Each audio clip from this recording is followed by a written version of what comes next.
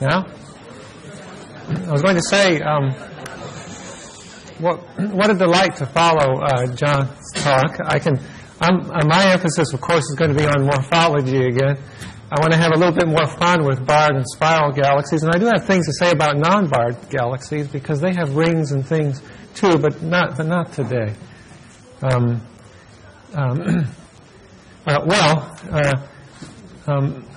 Let's just let's see if that works. Of course, barred galaxies are the ultimate in galaxy morphology. If you're interested in galaxy morphology, they're the galaxies that have some of the most interesting structure, and they generate a lot of interest in how galaxies might evolve and what their dynamics are. They add a lot of interesting dynamics to galaxies.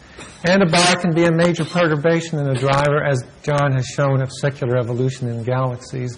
You can have the S-shaped spiral or the ring-shaped spiral and a variety of other things. I just wanted to say a little bit about how many galaxies are barred. I don't want to dwell on it because there's been a lot of studies. But de Vaucouleurs, he did this interesting study decades ago where he had 1,500 bright galaxies, and he had plates that we wouldn't want to look at probably anymore because they're just nothing like what we have today. But he used his classification, SAB, SB, and he found 65% had some sort of a bar, which was an interesting number. And this wasn't improved on for quite a while until people went into the infrared. And in the infrared, you can see bars that might have been obscured in blue light because that's what de Vaucouleurs had. He had blue light. But when you go in the infrared, you remove some of the veil, and you get the most reliable estimates of the bar fraction from the infrared. And in the Ohio State University Bright Galaxy Survey, Eskridge et al. Counted the number of strongly barred, weakly barred, and non-barred galaxies, and there are their numbers. And they found 56% were strongly barred, and then you add on the 16% weakly barred, and you get 72% barred galaxies, which isn't that different from what de Vaucouleurs did because he was very good at recognizing bars. Unlike some of his contemporaries who sometimes missed bars. But I wanted to make the point, too, that near-IR imaging does not change necessarily the rankings of bars. And I show that on the bottom here. Let me see if this works right here. That when you go to from the optical to the near-IR, you may find that a blue light non-barred galaxy has a bar when you go into the infrared, and so you reclassify it from an S capital A to an S capital AB. It has a bin to go into.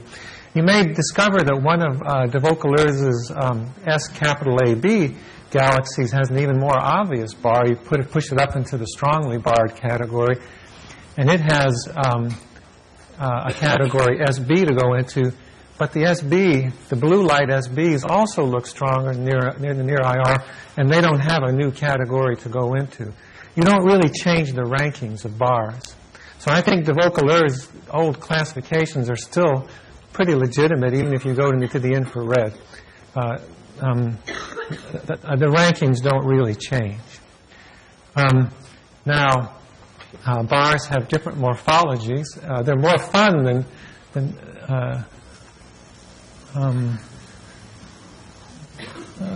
did we see this yesterday? Turn off what? Turn off the Wi-Fi. Oh, I just don't know where it is. Let's see. Where is it? I don't even see it. You have a switch maybe here? No, I don't know where it is. Well, let me see if it'll come back. Just say okay. It's kind of, well, until it does it again. Well, a typical bar actually has two parts. In an early type galaxy, there's kind of a roundish inner part. I don't know if it's, I don't know how, it's obvious here. I don't know how obvious it is here because maybe it needs to be darker.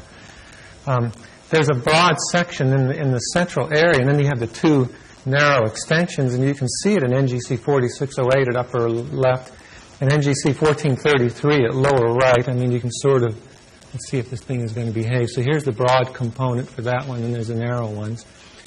And, of course, you don't really see that broad component in a late-type barred spiral like NGC 1073. But one of the interesting things about the shapes of bars, and Leah showed this quite a while ago, that they're kind of boxy around the ends, and so she fit generalized ellipses shown in this little microscopic illustration I show from one of her papers, from that paper, I mean. They're kind of boxy. So that's an interesting characteristic you'd have to have models explain, and I think it has been modeled, and probably Leah will talk about that. Early to intermediate type galaxies and late type galaxies have bars with different stellar populations. Like an early type like NGC 4314, it has young stars, but they're all in the middle, in that cute little spiral in the middle. But the rest of the bar is kind of old, whereas NGC 4731, which is this really open-armed late type, the bar is much bluer, so it has a younger stellar population. So it looks like the bars between early and late type galaxies do have differences in their profiles and other aspects, and the stellar populations is one. An interesting type of bar is an Ansay type bar. It's a bar with handles. So you grab onto, well, they all have handles, I guess, in a way, but these little handles are sticking out. They're little spots. You see NGC 5375 has spots at the end of the bar. And when you unsharp mask a direct image, you see these little islands, which are the Ansay, the handles. NGC 7020 also has them. You can see it even leaves a little X pattern behind when you do the, it's on the upper right, the little X pattern behind when you subtract off kind of a smooth background. I don't know how easy it is to see, but NGC 7098 and 1079 have either linear or curved Ansay. I can't really see them, but I don't know if they're there. Here, I'll point out where they are. 7098 is here, and it has the Ansay. There's a linear one there and a linear one here. There's curved Ansay for 1079. There's no Ansay, that one, and there's kind of spotty, irregular ones in that galaxy. They're found in about 40% of early type galaxies. It's a characteristic feature, in fact, of many early type galaxies that you don't see in late types. And as I show here, there's a variety of morphologies. And Ansay are usually made of an older stellar population. You can see in NGC 5375, which is an interesting case because the inner zone isn't circular. It's quite oblong, has the two Ansay, and it's in a spiral, not an early type galaxy. NGC 936 on the lower left is just a normal SB0 with an inner ring. And NGC 7098, I don't have a color picture of it, but it's got these lovely linear Ansay, and in this B-I color index map, which is coded such that blue features are dark and red features are light. Okay, is it about to do something? You don't see the Ansay, so they're a stellar dynamical phenomenon, except in NGC 4151, where they're a star-forming phenomenon, and that's the Seyfert galaxy, and this is the set of Ansay that were seen at Burr Castle in NGC 4151. So they've been known, or they were seen a long time ago. Are these, it's really hard to see, but are these Ansay fat or thin? Are they disc-shaped? And in this picture of NGC 4216, which is an edge-on SB, and below I show an S4G 3.6 micron image. I'm going to talk about S4G more later. It looks like it has an Ansay bar. And I point them out with the arrows at lower right. And it looks like there's a part of the bar which is kind of fat, but the ends, which look like Ansay, look kind of thin. So my first guess is the Ansay are thin and not fat, like other parts of a bar might be. But I'm not sure because it's hard to see them in the edge-on view unless you use S4G type images, these infrared. Are Ansay products of secular evolution? Are they just a distinct type of bar?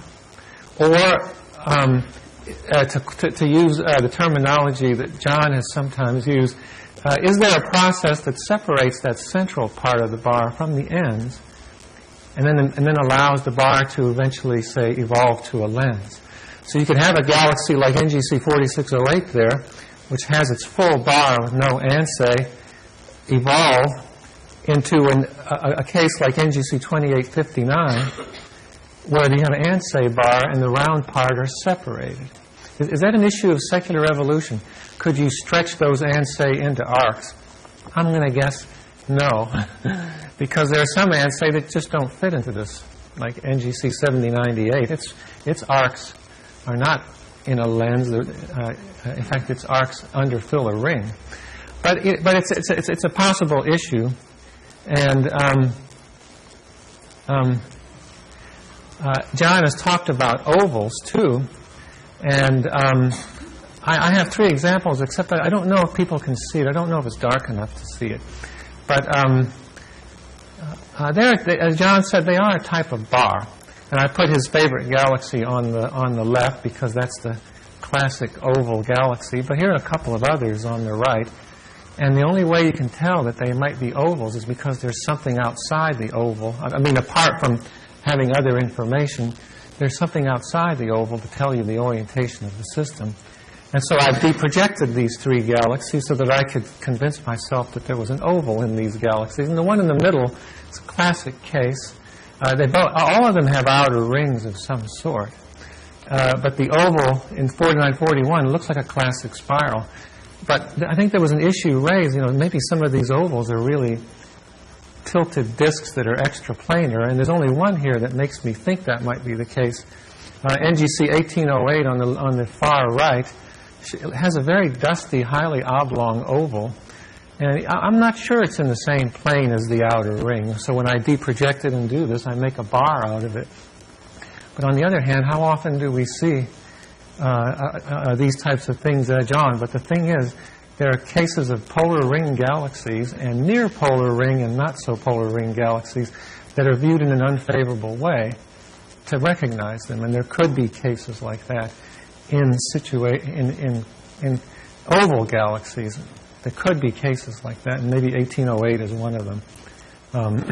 But the effect of an oval on galaxy morphology is like a regular bar, as John showed, and I had a nice velocity, a velocity field. Of this galaxy, NGC 6300 has a lovely bar, which is tipped at an angle, so that when you look down the minor axis, you're looking directly at the non-circular motions, and that bends these isovelocity contours to be oriented near the bar axis. So, it's kind of a heavily obscured bar in blue light, but the effect on the velocity field is obvious. And that's what John showed for oval galaxies as well. You see something similar in the velocity field. Now, these X morphologies are really, really interesting. I mean, I think they've taken off in their interest because they're so widespread. In edge-on views of galaxies, you see this strange X morphology, and you can bring it out of a direct image by using this unsharp masking technique. And I show 3 galaxies, just 3 of many that people have, by Aronica and Bureau. And the X's are thought to be connected with edge-on views of bars, vertical resonance, 2-to-1 vertical resonance with the pattern speed of a bar in the galaxy. And they're most easily seen when they're edge-on, but they don't have to be. In non-edge-on galaxies, you see something that looks similar. Like in NGC 7020, which has yet to be explained in my view, this lovely outer ringed galaxy with a hexagon. I'm pointing at the hexagon here. The hexagon can be interpreted as a hexagonal ring in the plane of the galaxy. I mean, it could be, but it has ansay. And, they're hard to see, but one ants is here and another one is there. It has the spots, and they're on the major axis. Why should they be on the major axis? I'm still not sure what that thing is. It needs to be observed. I mean, it needs to be observed kinematically, I think. But it's an unusual thing that looks like a 3D bar, It has an X pattern, and if you deproject it, it stretches into an X pattern. And it looks like a bar, but it's not the kind of bar you'd recognize. Let's say that's not an S. You can say that's an S capital B galaxy. The lower one, IC 5240, has narrow ends, but has a box, and it has an X. It's an X galaxy as well, but it's tilted only 50 degrees. So are we seeing the same thing on the right that we're seeing on the left is an interesting question. So those X morphologies are an interesting aspect of barred galaxies. Now, I had a little bit to say about rings, because we heard a lot about rings. Rings are very interesting. There's more to them, even than some of the things we've heard. Typically, the bar fills the ring in one dimension. It kind of attaches to the ring, it crosses it, looks like the letter theta. And even when you have a partly open pseudo-ring, the bar can still fill it. And inner rings, in barred galaxies, they can be 6 to 10 kiloparsecs in diameter. They're quite large, 6 to 10 kiloparsecs. I don't know if you can see these either, because I don't see them. Outer rings are 2 to 2.5 times the size of the typical inner ring in a barred galaxy. And usually there's only one R, but there's the interesting case of double outer ring galaxies, and I don't understand them. The one on the right, NGC 2273, has a second. Can people see the second outer ring? It's not dark enough to see it, but it's there. It's there. There's a second outer ring, and it's detached from the first one. And now this picture doesn't show it, but there's a dichotomy in the colors of these double outer rings, because one thing, they're rare. Maybe this picture will show it up better. This is a double outer ring galaxy too, but again, it's not dark enough. This galaxy has an inner ring here, an inner outer ring here, and an outer ring there. And the inner outer ring and the outer ring have distinctly different stellar populations. What does that mean? First of all, why is the second outer ring there, and why is it blue? Is that an accretion feature? It's hard to say. So there's a population dichotomy in these outer rings, or at least double outer rings, that hasn't been explained yet. So that's an interesting aspect of these outer rings. Now, this is an important aspect of barred galaxy morphology. Many outer spiral patterns close into a ring-like feature, like the one on the left and the one on the right. They have what are called outer pseudo-rings, and you'll notice they have different shapes. That's one thing you'll already notice. This is one of the great additions, as I said last time, that de Vaucouleurs made to the classification system of galaxies, was recognizing outer pseudo-rings, because neither of these would be recognized by Sandage. He didn't recognize them. But when you see those shapes, it makes you feel like maybe they should be paid attention to, these interesting shapes.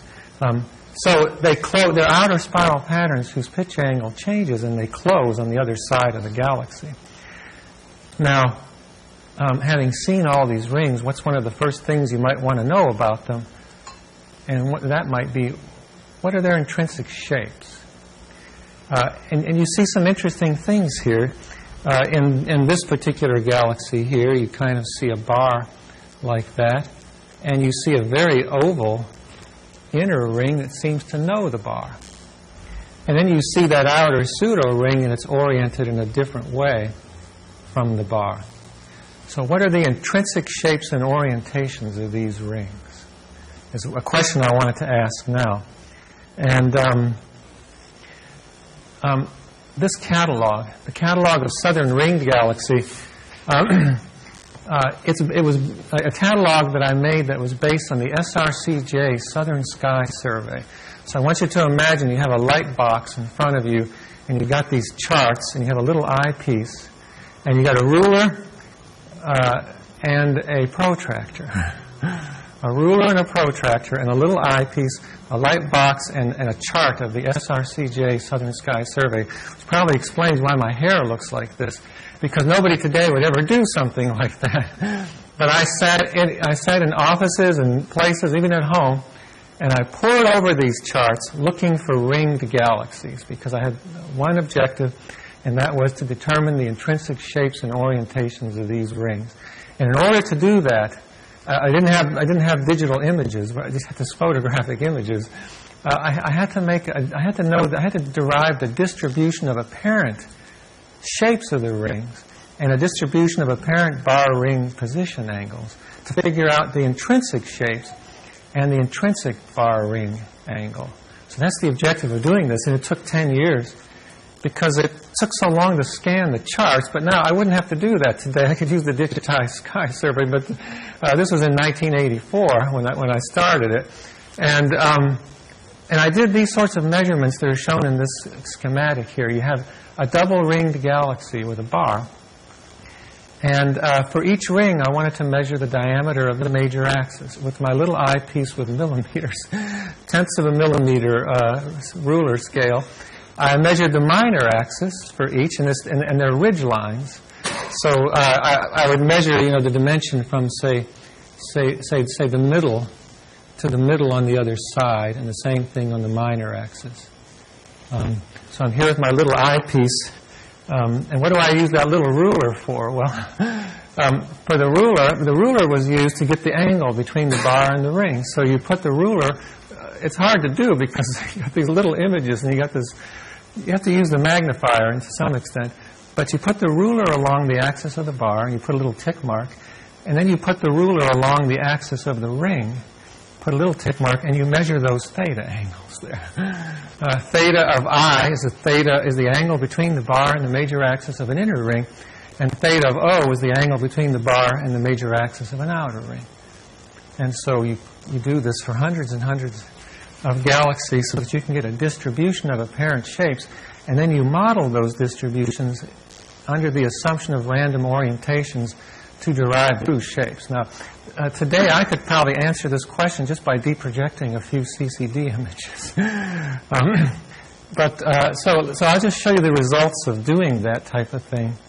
The result was that inner rings are ovals, and they're aligned parallel to the bar. So on the left there, you see a distribution of apparent axis ratios. So that's the number of inner rings, pseudo-rings, features, as a function of the projected shape, the minor to the major axis shape, which is called lowercase q.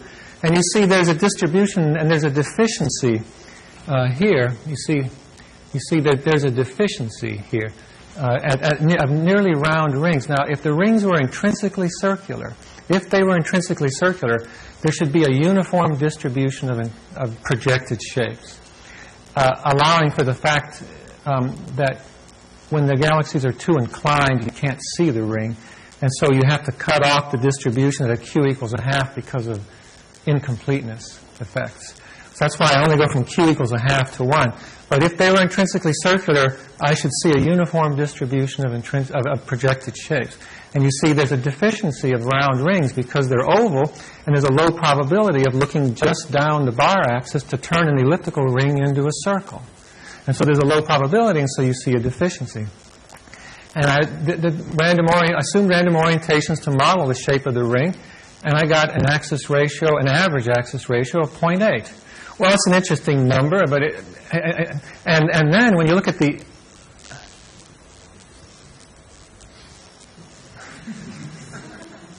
I didn't do that. Take my coat off because this is making me nervous. It's still having trouble with that, but let's see. I just don't know where. It should be at the top, and I don't see it. Oops.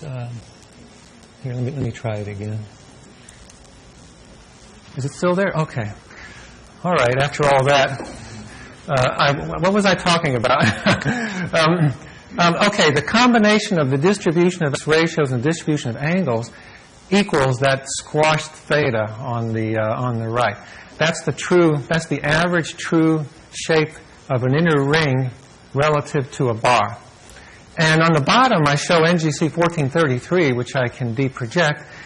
And sure enough, its bar is aligned parallel to the major axis of the inner ring. And de Vaucouleurs already knew this because in his cross-section, he makes the inner rings parallel to the bar. So this one made it obvious. And on the bottom there, to the right of the picture, is a velocity field of NGC 1433. And you'll notice that the velocity gradient, and this is, of course, the projected velocity field, this side's coming towards us and this side's going away. It's along the minor axis of the inner ring, which means the ring can't be a tilted circle. It's an oval. So we have squashed theta spirals as the shapes of the ring. But there's a little piece of information that's useful to know about them.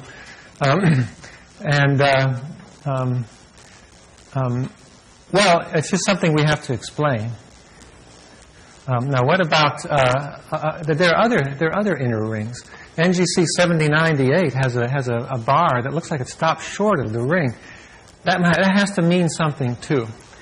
7098 has an Ansay bar, and you can see in the picture here, I think I can see it on the screen, that the bar kind of ends here and here, but the ring is a bit bigger. And so it's like that, like this is the situation. It's probably an oval ring with the bar stopping short. But you do not see the phi-type. And remember that Curtis called these phi-type spirals. There's no such thing as a phi-type spiral. There's a squashed theta. So he was wrong to characterize them that way. You just don't see bars overflowing rings, but they can underfill them, which may support the idea that they are possibly related to resonances, the rings, resonance rings. They form at the resonance, not necessarily right at the ends of the bar.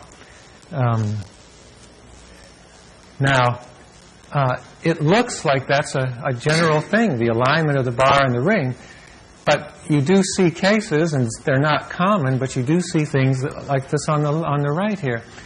That's called intrinsic bar-ring misalignment, where you have, and both of these pictures here, NGC 1433 and ESO 565, I have tried to deproject them so that you see what they look like face on and put the ovals horizontal.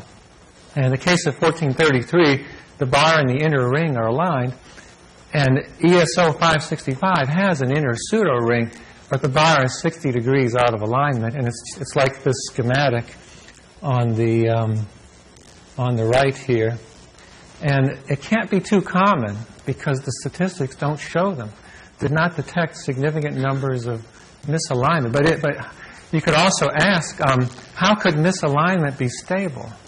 Because there's a lot of mass in the oval where the ring is bounding. The ring is bounding the oval, and in that bar. And how can they remain out of alignment and be stable? There will be gravity torques that may try to force alignment. What does it mean? Is ESO 565 11? Is the bar young? Did it form in a pre-existing oval? And look what's going on in the center. There's a huge nuclear ring that puts to shame any of the nuclear rings that John showed us.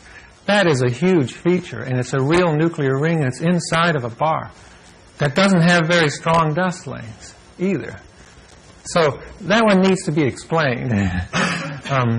And this is not the only case of misalignment. I have a few others here. CSRG 1052 is just like the ESO 565 without the nuclear ring, though. And NGC 309 has a little oval misaligned with a pseudo-ring. And on the bottom, I have NGC 4897, which has an aligned bar and a ring. So you see misalignment in other situations, but it can't be too common. The rule is alignment for inner rings. Outer rings are also real interesting when you do this, because remember there was two features. There's the inner ring and the outer ring. Sometimes I got two in the same galaxy, so I had to sit there moving the rulers around. And you'll notice in the distribution of apparent axis ratios of SB outer rings, pseudo rings, 400 of them, more than 400 of them, the average axis ratio is again about 0.8. But it's the distribution of bar ring position angles that's different. For the inner rings, the emphasis was on low angles. Here, you have two peaks, one near low angles and one near 90 degrees. That tells you there's two alignments. They're buried in the population, and I show them on the upper right there. In fact, when you can determine that the inner one is more elongated than the outer one. And over on the bottom here, I show examples of the different alignments, like NGC 1326 is a dimpled outer ring aligned perpendicular to its bar. And UGC 12646 is a dimpled, I mean this little dip in them at the bar axis right here, or right there. It's a dimpled outer pseudo-ring aligned perpendicular to the bar. But ESO 32528, which is a pseudo-ring which de Vaucouleurs would recognize, and which I said was a good thing, you need to recognize these pseudo-rings, it looks almost circular. And it's not aligned perpendicular to the bar. It could even be aligned parallel to the bar. So maybe those are the kinds of galaxies that account for the 0-degree peak, but 1326 and UGC 12646 are in the 90-degree peak. Now, it turns out that if you want to model the distribution of bar ring position angles for outer rings, that you have to weight the parallel and perpendicular and make the perpendicular more abundant than the parallel.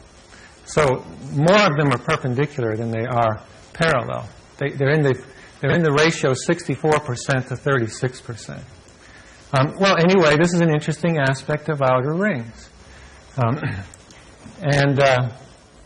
Now, nuclear rings, which John has already talked about, but I wanted to have a little bit more fun with, they're found well inside the bars, and there aren't enough of them to do what I just did. You don't see nuclear rings on the SRCJ sky survey. They're just too small.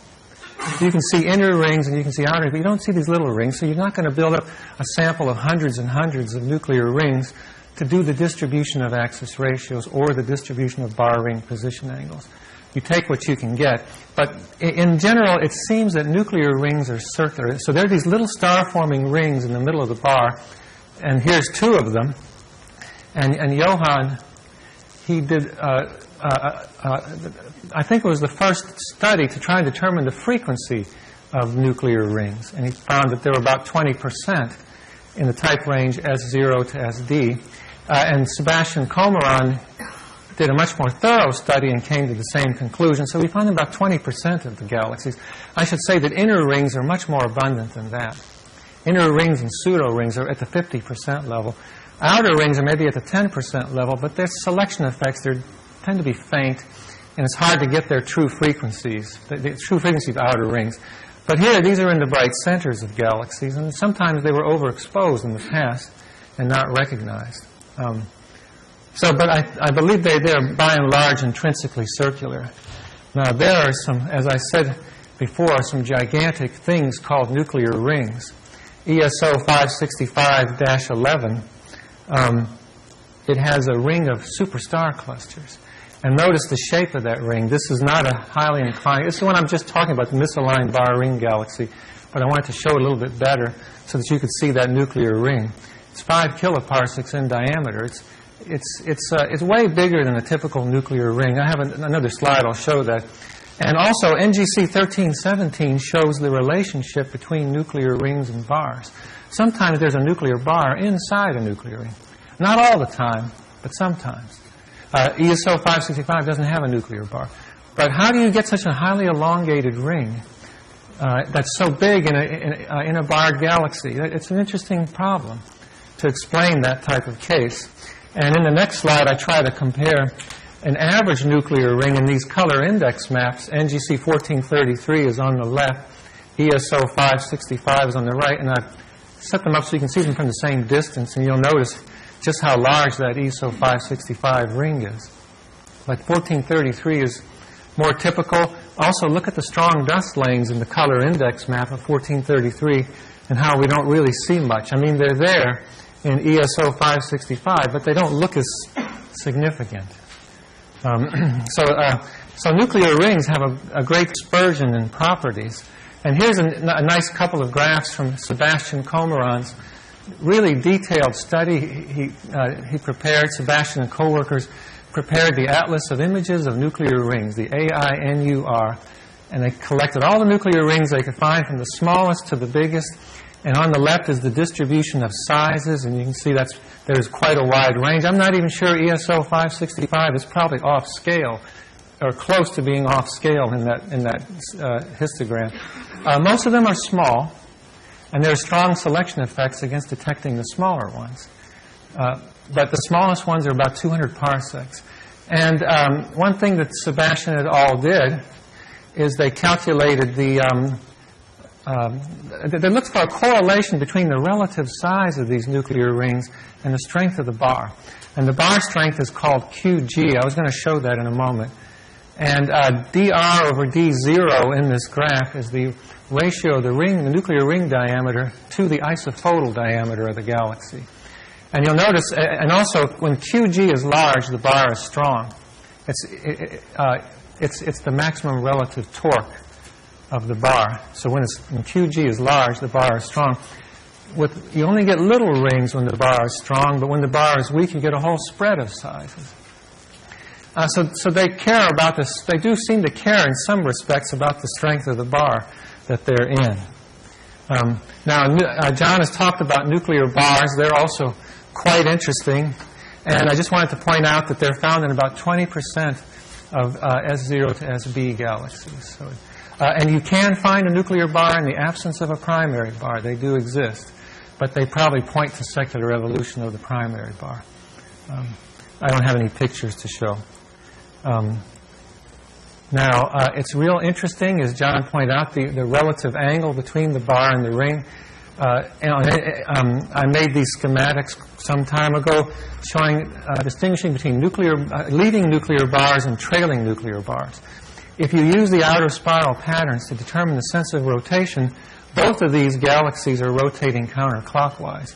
And yet 6782's nuclear bar is tipped behind the primary bar, which is horizontal, and NGC 1291's, which is hard to see, it's tipped. It's tipped like that, and the bar is also horizontal. It's tipped ahead of the primary bar, so we call that a leading nuclear bar. So you do see both. And Peter Irwin did a really thorough study of these angles for a larger sample than what I had done some time before, and found that any angle, positive or negative, we say if the angle is negative, it's a trailing nuclear bar. If the angle is positive, it's a leading nuclear bar. Any angle is possible. So as John said, and he also explained, they probably have different pattern speeds. And there's direct evidence in the case of NGC 950 of different pattern speeds for a nuclear bar relative to a primary bar. Now, I wanted to spend some time now talking about quantifying bar strength. Of course, we want to know how strong the bar is because it might tell us a little bit about how significant the bar influences how much of a perturbation is a bar. And also, how does the perturbation of the light compare with the actual forcing? And then there's this tricky question, do bars drive spiral density waves? Does ring shape correlate with bar strength? I just showed there's an average ellipticity and also alignment. Is there a spread, and can that be explained in terms of bar strength? Now, one way to quantify bars is to calculate relative Fourier intensity profiles. And the way you do that is you use this little Fourier expansion on the bottom. You deproject your galaxy image, and you set up your radius, your R, an azimuthal coordinate system. Calculate the azimuthally average light distribution and call that I0 of R.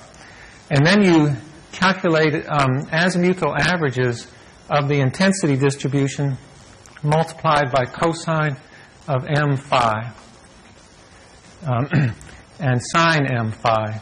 And you solve for the amplitudes Im of R. And then you calculate the ratios Im of R divided by I0 of R. You can also calculate the phases phi sub m.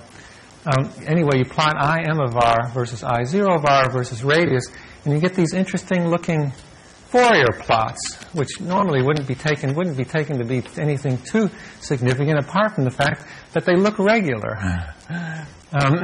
Now, you can define one measure of bar strength to be the value of A2, which is I2 over I0 max, and you can call that the bar strength, provided it's in the bar region. If there's a bar in a spiral, A2 max might be somewhere else. Maybe that might not be in the bar. But in these two cases, it's connected with the bar. So you can call A2 a measure of the bar strength based on Fourier analysis. But I want to talk about the shapes of these profiles. NGC 1452 has a really strong bar. It's the one on the upper right. And NGC 1533 has a weaker bar. It's the one on the bottom. And you'll notice that the shapes are different. NGC 1533 has an I2 over I0 that's perfectly good Gaussian. And NGC 1452 has a double Gaussian variation of the shapes of those profiles. And it turns out that Leah very often in her papers calculates these types of things, that you can compare these observed ones with her models. And the one on the top looks just like one of her massive halo models from this paper in 2002. And the one on the bottom is the perfectly Gaussian one. But the thing is, what causes a Gaussian bar? Like, what does that mean? Is the question. And the Gaussian bar is in an SB0, but you don't have to be in an SB0. NGC 3351 is a lovely barred spiral. We've already seen it. It has a nuclear ring, which you can't see in the picture. But on the left there, I show relative Fourier profiles of m equals 2, 4, 6, 8, 10, and 12. And you can identify that single Gaussian among those profiles. And you can model, and you can fit that single Gaussian, and then you can subtract the bar off. And you see on the left in the pictures, the bar is there. And on the right, I've removed the bar. And it did a really great job of doing it. So that Gaussian approximation applies to most of the Fourier terms as well, not just m equals 2. So what is the significance of a Gaussian Fourier bar? I'm not sure. Well, that's one way to look at bar strength. Another way is the torquing method. This is called the gravitational torque method. You can use an IR image, an infrared image, to trace the stellar mass. It's an assumption we love to make, but I was going to say more about infrared in my third lecture. But this parameter Q here, the T stands for tangential, not tomb ray. It's a bad choice of notation, but think of it as tangential, not tomb ray. Q tangential is the ratio, it's the maximum ratio of the tangential force in a galaxy to the mean radial force. And so what you do is you take an infrared image and you follow section 2.8 of Binney and Tremaine, edition 1, which tells you how to take a Cartesian grid of an image where you, for example, have multiplied it by some mass-to-light ratio and convert it into a surface mass density, and then you calculate the relative distance of a particular point in the Cartesian grid relative to all the other points, and you calculate the Fourier transform of the function with all those distances, and the Fourier transform of the density, you multiply those, and then you take the inverse transform, and you get the gravitational potential. And that's section 2.8, Binney and Tremaine, edition 1. You can also account for the vertical thickness. And then when you have the gravitational potential, you calculate the force, and then you get the tangential force. And the mean radial force is the azimuthally average force, not the total perturbed radial force. And Sanders and Tubbs and Combe and Sanders they had used this method in their models. Now we're applying it to galaxies. So we're going to call this the gravitational torque method. And what it's telling us is how much the force vector of the galaxy orbiting in the presence of the bar is offset from pointing at the center. On the left, you see in the solar system, the force vector by and large points towards the sun, ignoring all the other planets. But in the case of a bar, it's an extended distribution, and there is a tangential force that points towards it. And the sign of that tangential force depends on where you are relative to the bar. So it's kind of, this QT parameter is kind of measuring the offset of the force vector from pointing exactly at the center. And the more it points off, the stronger the bar. And so you can calculate these this force ratio, and on the left there's NGC 6951, a lovely barred spiral, and on the bottom is its tangential to mean radial force map. And you see you get those 4 islands. Those are the islands of maximum of strong tangential forcing in the presence of the bar. And what you want to derive is this curve QT as a function of R.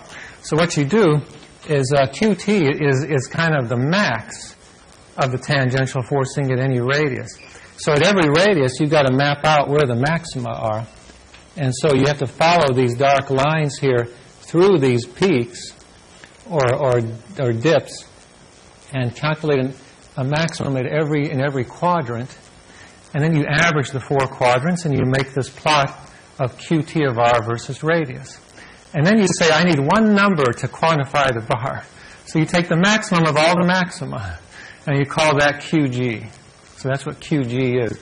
It's the maximum of all the maxima of tangential forcing, and it occurs in the bar region. And it's equivalent to the maximum gravitational torque per unit mass per unit square of the circular speed. Now, you'll notice that this galaxy has a bar and a spiral. And, the spiral, you can't really ignore it in some cases. Like, it's possible the spiral is more important than the bar. And so this curve is going to give you the spiral mostly and not the bar. And so it is possible, as I showed you with that, remember with NGC 3051, I got rid of the bar by doing that Gaussian Fourier profile thing. Well, I've got the bar separate from the spiral, and I can do them separately. And that's what I've done here for NGC 6951. I've had the audacity to separate the bar from the spiral. And on the lower left, I have my force ratio map for the bar, which looks very regular. It's a spider plot. And on the right, I have the spiral. And it's the bar plus the disk and the spiral plus the disk because it's the forcing relative to the axisymmetric background. You don't just have the bar. You have to have a background for this. And so you get these curves on the upper right for the total galaxy and for the bar and the spiral separately. And maybe it's a little bit better. If the bar is strong and the spiral is weak, we can say that QB, the bar strength, is approximately QG, the total. And if the spiral is strong and the bar is weak, then the spiral strength QS is approximately equal to QG. But anyway, it's just some way of quantifying it. It ignores dark matter. So, especially for the, for massive galaxies, maybe it's not so bad, but QS is usually further out, where the influence of the halo might be higher. And so, it's a little uncertain. Okay, now, given all that, we see different kinds of spiral patterns in barred galaxies. And as John and Colin Norman learned many, many years ago, you find the best spirals usually in the presence of bars. The bars appear to be associated with global spirals. There is the occasional flocculent spiral, like in IC 5240. It's got a lovely ring, but there's only flocculent spiral structure outside. ESO 56624 is an incredible 4-arm bar spiral with huge, very interesting symmetry. 4 arms coming off of 4 points on an inner ring. That kind of regularity, you just don't see it anywhere except in the presence of a bar. And then NGC 613 has multiple spiral structure, and 1365 has 2. Do the bars drive these spirals? And so I wanted to, and others, we wanted to determine if bars drive spiral density waves by comparing the strength of the bar with the strength of the spiral. And there were 2 papers. Do bars drive spiral density waves? Bars do drive spiral density waves. And now there wasn't one. The first one could be bars might drive spiral density waves. But in any case, in the one on the left, we calculated QS and QB for a large sample of spirals and decided to plot the maxima against it. Okay, so far we've been able to recover from this. Let's see.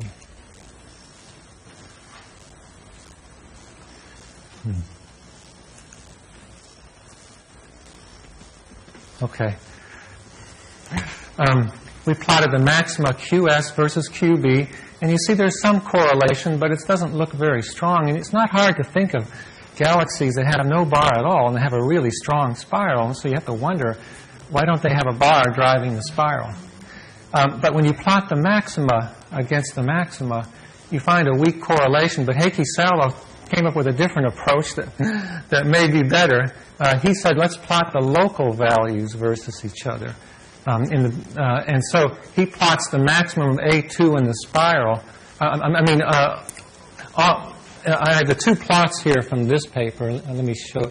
At this plot here, he's plotting for a subset of those galaxies the maximum of A2, the relative Fourier, m equals 2 amplitude, versus the maximum of the bar. And you see a poor correlation, but when he plots the maximum A2 in the spiral versus the Q at the position of that maximum, then you get a better correlation. So the conclusion on the right is, the conclusion on the left is bars might drive spiral density waves, and the conclusion on the right is bars do drive spiral density waves. But still, what do you expect of the pattern speed of a bar-driven spiral? Do you expect it to be the same as the bar? Or can they have different pattern speeds? And I still wonder about that. Bars probably have different pattern speeds. They could be independent perturbations, and yet this seems to suggest that the bars and the spirals are still related. So that's a puzzle to me. Now, what about inner rings?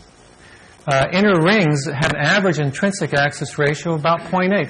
That came from the CSRG statistics, the 10 years of sitting there with the ruler and the protractor. But there's a wide range, and you can tell that too. They can be as oval as 0.6 intrinsically, or they can be circular. What accounts for the shape difference? Could it be due to could it correlate with the bar strength? And these are approximately deprojected images of 4 inner rings. And you see that NGC 1433 is one of the extreme cases in elongation. 7098, 6782, the average is in between those. Now, here's a really curious thing about inner rings. When you do H-alpha imaging of galaxies with inner rings and you deproject them, which you can do with CCD images because they're pretty good for that, you find that when the ring deprojects into a circular shape, well, first of all, the rings are usually zones of star formation, so they will have H2 regions lining them. And you see H2 regions associated with all the inner rings of these 4 galaxies. But when the ring deprojects into a circle, the H2 regions don't seem to know where they are in azimuth. They can be anywhere, for the most part, along the ring. NGC 53, they're mostly around all azimuths. And 7329, you can certainly still see them. Let's see if I can find. Yeah, you see, it's quite circular. It's here, in addition to the spiral arms. And both of those rings deproject into the circle. But when you look at these other two, they deproject into highly elongated rings. And UGC 12646, its inner ring is so elongated that the H2 regions are bunched up right near the major axis. There's almost none, except for the occasional one, at the minor axis of the ring. And 6782 is even more distinctive. The H2 regions bunch up in these cusps. It's a cusped oval. It looks just like a barred galaxy orbit. And maybe that's exactly what it is. And maybe they're bunching up in these highly elongated rings because they're going to spend more time. The gas is going to spend more time at large radii than it will at small radii. It's an angular momentum issue. So anyway, the numbers in the right panels of the two sets is the deprojected axis ratio of the ring. So 7329, it deprojects to 0.9. And 6782, it deprojects to 0.66. And then the numbers in the left panels are the QG bar strength, not QB, QG. And they're about the same. And and in the left panels, you have NGC 53 and UGC 12646 are also similar QG values. So it looks, at first, that there's no correlation between the shape of the ring and the maximum relative bar torque in the galaxy. However, if you do the same thing we did with bars do or don't, drive density waves, you find that it really depends on where you measure the bar strength. Now here I have 2 schematics, one of a highly elliptical ring, and I've put these little circles around the rim to show the bunch up of the H2 regions, and then the more circular one where they don't bunch up. And it turns out that that when the bar maximum, the maximum QG, which is right there, coincides almost exactly with the major axis of the ring, you get the most elongated rings. But when the bar maximum is inside the major axis of the ring, which is what it is here, here's the bar max, and then you have the ring maximum is down there, you get a more circular ring. So the shape of the ring is being determined by the strength of the forcing at the radius of the ring. And so you get rounder rings when the forcing is outside, when the maximum is inside the ring, and the forcing is lower at the radius of the ring. So this parameter A sub r, it's just the radius, the major axis radius of the ring. And it's called r depth there, d projected. So the bar does determine the shape of the ring and maybe also drives spiral structure in doing these types of analyses. So now let me just say a little bit about resonances. We heard about resonances a lot, but I'm afraid we can't avoid it when we talk about bars and spirals.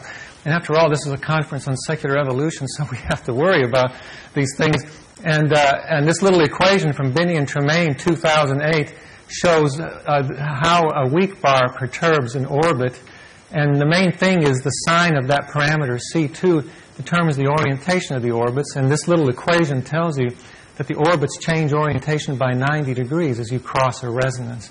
And the resonances are determined by this parameter C2 and also this denominator there. And I'm not going to go into the details that John went to because he showed you the appearance of the orbits. Co-rotation occurs when the pattern speed equals the circular angular velocity.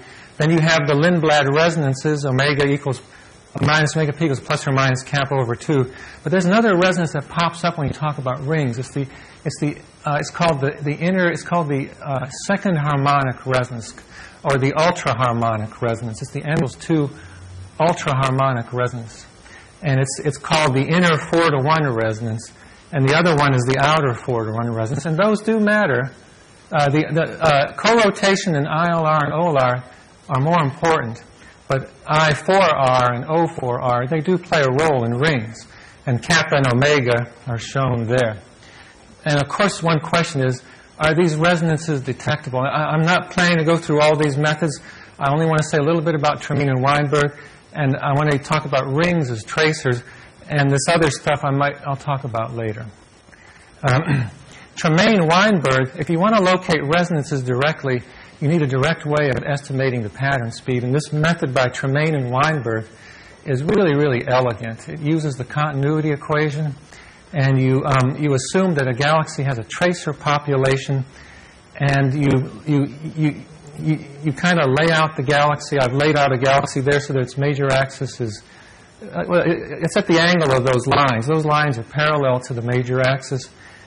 If you calculate say the luminosity-weighted projected line of sight velocity along those strips, and you calculate the luminosity-weighted mean position along those slits, and you plot the mean velocity versus the mean position, the slope, for example, you do that for all those slit positions, the slope tells you the pattern speed times sine of the inclination.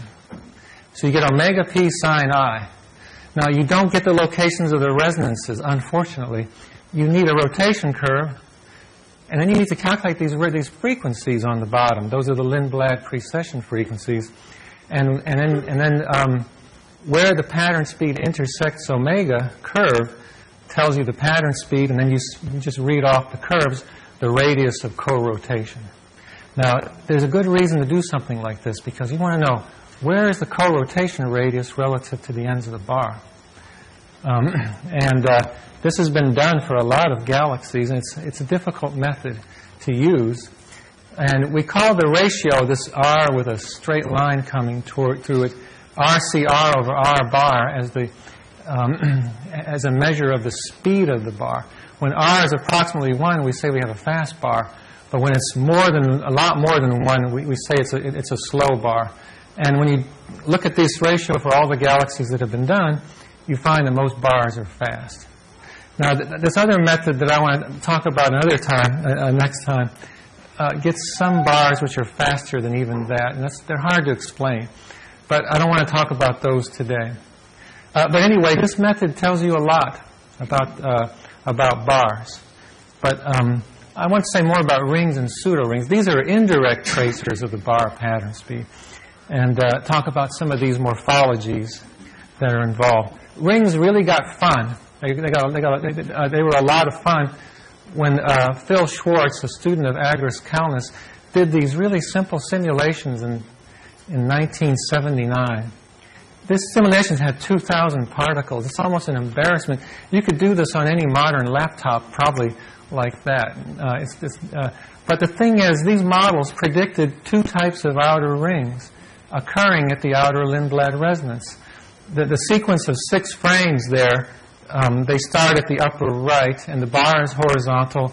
And so the 6 frames on the left, you start at the upper right and you follow down to the lower right. Start at the upper left and you follow down to the lower right. And the numbers are the number of bar rotations. So you have 7, 5, you have 2, 3, 5, and 7 bar rotations, little numbers.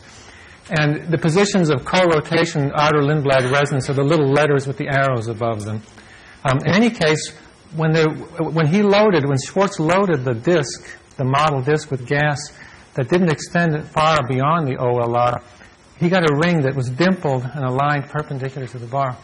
And when he loaded more gas outside the OLR, he didn't get that dimpled ring. He got another ring that was outside OLR, close to OLR, but aligned parallel to the bar. And so the ones on the left are called an R1 prime pseudo ring. And the ones on the right are called an R2 prime pseudo ring. And that's what my catalog was about, was to look for that type of thing. And they really do exist. And so here's all 3 of them, but the pictures don't show up very well. UGC 12646, now that we see it, is an obvious R1 prime, and ESO 32528 is an R2 prime. But the thing is, there's another kind. If you take the R1 prime model and put it on top of the R2 prime model, you get a combined model, which I call R1 R2 prime. You have an inner it's like a double outer ring, but they're not separated. What you get is an inner outer ring with 2 spiral arms coming off that close into another pseudo ring. And so that's called R1 R2 prime. And these examples represent the dangerous, the relatively dangerous thing of classifying galaxies with a theory in mind. These shapes may have nothing to do with the OLR. I have no proof at all, no independent proof at all, that those shapes have anything to do with the outer Lindblad resonance in any galaxy. But it looks on the basis of these models that might be what they are. And they fit into the theory fairly well. And on the right, you see those orbits that sort of look like those rings, and they really do exist. So these are called OLR features, and so this is how you might detect that resonance in galaxies. And there could be evolution involved in these. Now, Schwartz did not predict the R1, R2 prime. But these models here by Bird et al. 1994 improved those models, added more particles, improved the way the particles stuck together. And you see on the top frame, there are high pattern speed models at the top, lower pattern speed at the bottom. You can sort of see an R1, R2 prime in the high pattern speed models. And in one of my best R1, R2 primes, there's no star formation in the center, so maybe there's no inner Lindblad resonance. So there's a possible evolution from the R1s to the R1, R2 primes. And I'll just show my little schematics here of the 4 different categories based on really small galaxies, and just some pictures of the different kinds using a variety of different galaxies. So I think that's the OLR manifested in real galaxies. And these things probably do evolve. How am I doing? Pardon? Close to the limit, okay. These simulations, which John showed before, was by Simkin, Su, and Schwartz, 1980, they show a highly elongated inner ring with a pointy oval shape as being the evolution of a more spiral-like pseudo-ring. And when you see that pointed oval ring, you think, where have I seen that before? It was in NGC 6782 with its cusp H2 regions at the end of the ring. It's like you really are seeing orbits in these barred galaxies, and it's bizarre. So that suggests that these inner rings are connected with not with ILR or with OLR, but as Schwartz and all concluded, with the inner 4-to-1 ultraharmonic resonance. They're 4-to-1 resonance rings, as opposed to the little nuclear rings, which might be ILR, and the outer rings, which might be OLR. And all that's valid only in the weak bar approximation, which John said was just really an oval. And a lot of bars aren't weak, and you still see these same sorts of rings. Okay, so actually, I think I'm ready to finish up. I'm going to switch to my last slide, because oh, wait a minute. Wait, I don't... Sorry, I'm not ready. I need a few more slides. Because I haven't had fun with NGC 3081 yet.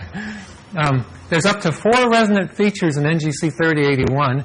It's a remarkable, quote, resonance ring galaxy. Fortunately, the bar might be weak enough to justify the epicyclic approximation. But in this color index map, you see the rings change orientation, like that Binion-Tremaine formula, that C2 parameter, when it changes sign. You go from parallel to perpendicular to parallel, etc. They change orientation with increasing radius. And all the rings are star-forming. You can even see the outer R2 prime ring. It's barely visible, but it's here and there. So it's a lovely example. And if you have the audacity to go, I mean, why should I add more classification symbols? But you can have fun with a galaxy like this. It's R1, R2 prime, SAB, RNR, NB0A. How hard was that?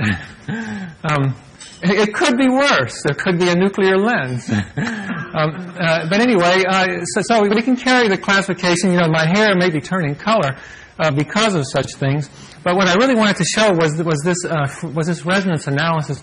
How can I use the rings to get the patterns? Because I'm saying that R1, R2 prime is an OLR type feature. And so now, if you can get a velocity field for this galaxy, and you can get a rotation curve, which are the points on that upper left graph.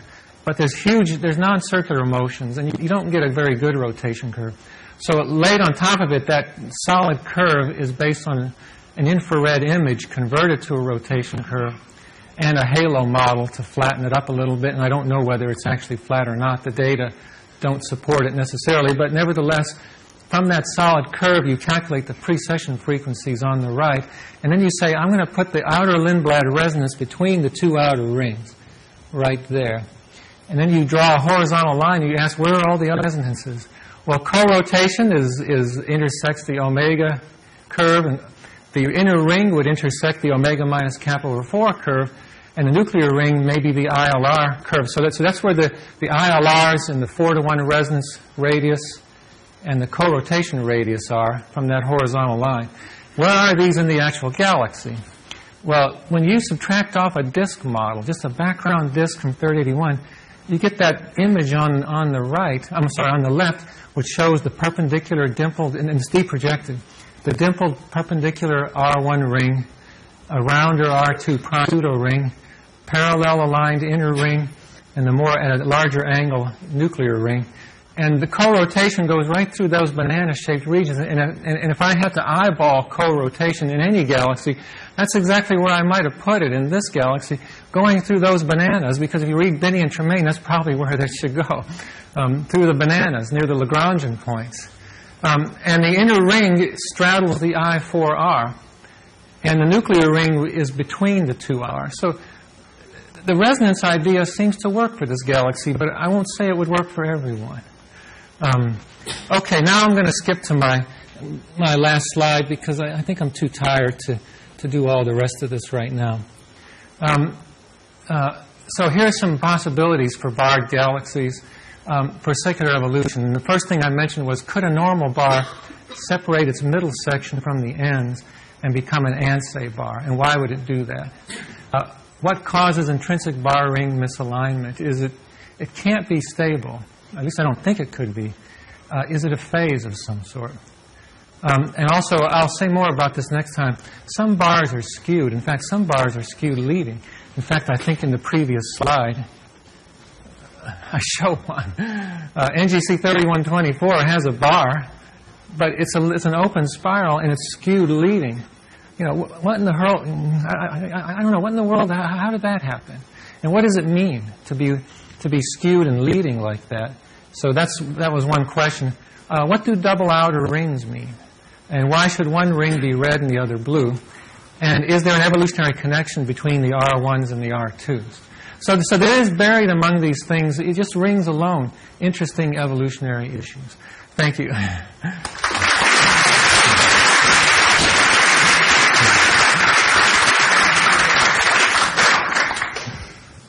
Let's have a little fun. Can you find that slide again that showed the different color in the inner and outer ring? Is that hard? Yes, except it's probably dangerous. While you're looking for it, I'm going to take a stab, okay? And don't take this too seriously, but just to show you how you might understand an object like this. Yeah.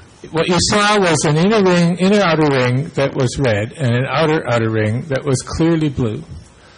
So let's try the following idea out for size. The way I described this, and the way the new simulations describe these outer rings forming, is that gradually the bar rearranges the outer part of the gas, the stuff that doesn't fall into the middle, this one, that one, into an outer ring. And let's suppose that happened, and the gas had to make stars, or you wouldn't be taking optical pictures of it. So at some point in time, the inner outer ring got formed by gas moving outward, pushed by the bar, toward and landing somewhere near outer Lindblad resonance, as you said correctly. And then it turns into stars, and those stars have now aged and are red. Then the galaxy evolves some more. And we saw in the simulations that as stars age, they reduce their pattern speeds. They slow down their pattern speeds. That means that outer Lindblad resonance moves outward. You're getting where I'm going now, right?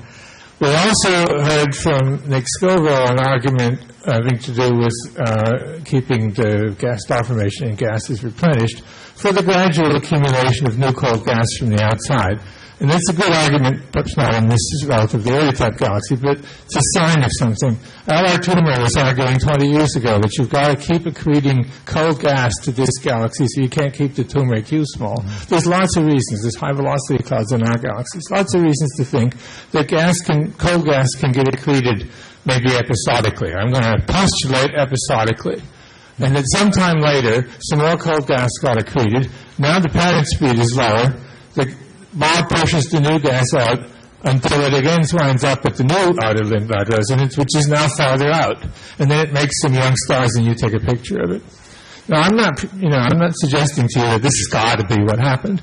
But what I do want you to see is that with very plausible physics that are grounded in the sort of pictures we're talking about, you have some hope of making sense of something like this.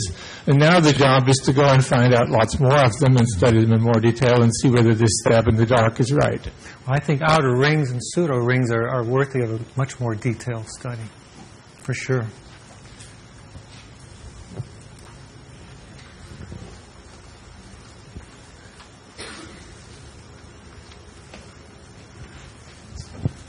I had a question about the misalignment you saw between the bar and the inner ring.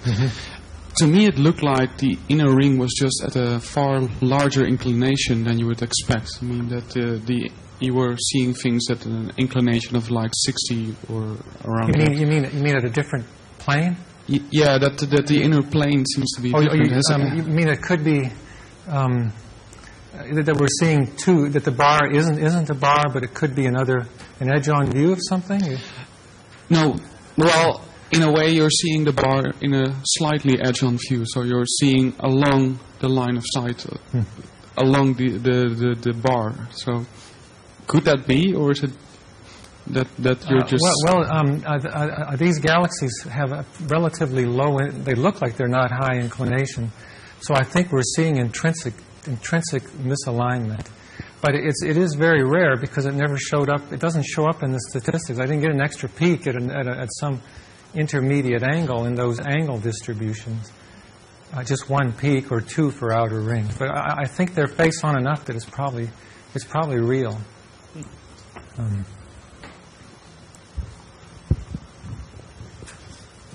I have two comments. Yes. One is first to Ron. The fact, indeed, the linear density wave theory says that the amplitude of the spiral should be proportional to the strength of the bar. So one expects a correlation, and something like it is found.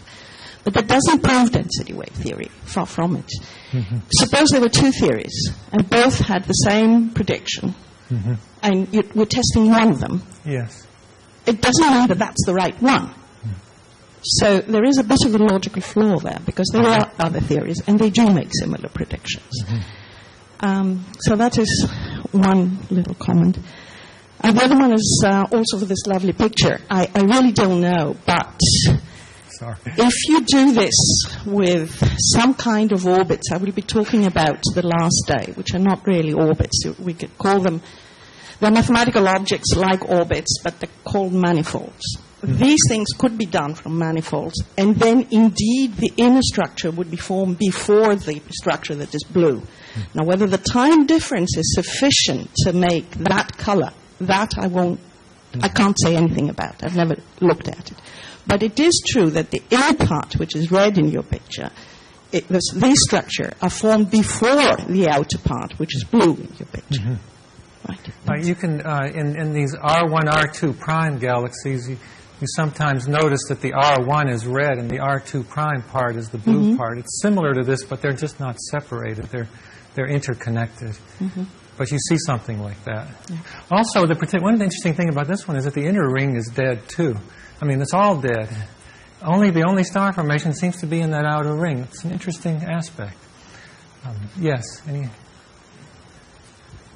other questions? Okay. One more, sorry. We were just talking in the back of the room, the suggestion that maybe that blue ring is a satellite which has been accreted, gas-rich satellite, which then formed a younger population of stars. Maybe it formed in the plane. It looks like it's planar. Yeah, planar. I mean, ordinarily you say it would have to be coplanar, but if it was gas-rich, the gas might be stuck in the plane of the parent galaxy. Yes, that's correct. All right, an important announcement for those who pay with the credit card, you can collect your receipts now with Lourdes in the registration desk, and let's arrange that we are back here at, say, 25 past, please. Because there's waiting for outside.